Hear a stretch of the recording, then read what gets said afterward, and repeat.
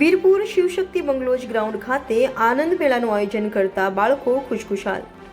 વર્ષો પછી વીરપુરમાં આનંદ મેળાનું આયોજન કરતા બાળકોમાં અનેરો ઉત્સાહ જોવા મળ્યો। મળતી વિગતો મુજબ મહીસાગર જિલ્લાના વીરપુરમાં લીંબચ માતાના મંદિર પાસે શિવશક્તિ બંગલોજ ગ્રાઉન્ડમાં આનંદ મેળાનું આયોજન કરતા બાળકોમાં અનેરો ઉત્સાહ જોવા મળ્યો હતો।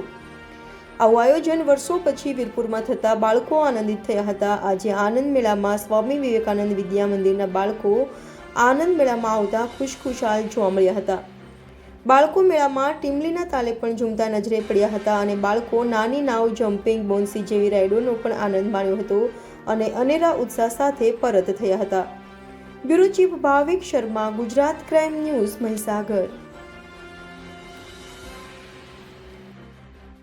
સાહેબ, આ વીરપુરમાં પ્રથમવાર આ મેળાનું જે આયોજન કર્યું છે એ આ બાબતે આપ શું કહેશો?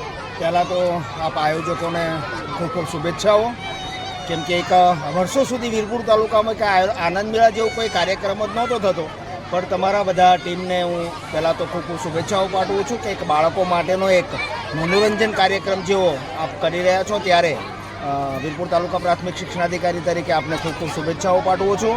અને બાળકોના કંઈક સર્વાંગી વિકાસ, બાળકોને મોજ, આનંદ, ખાણીપીણીની ચીજો, આ બધી જ વસ્તુઓ જોઈને હું આનંદિત થયો છું અને તમને બધાને આયોજકોને ખૂબ ખૂબ શુભેચ્છાઓ પાઠવું છું।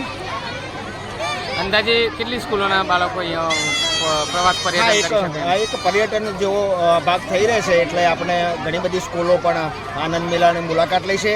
બાળકો, નાના બાળકો માટે પણ અહીંયા જે એક આનંદદાયક વસ્તુઓ સામેલ કરવામાં આવી છે એ ખૂબ જ સરાહનીય છે।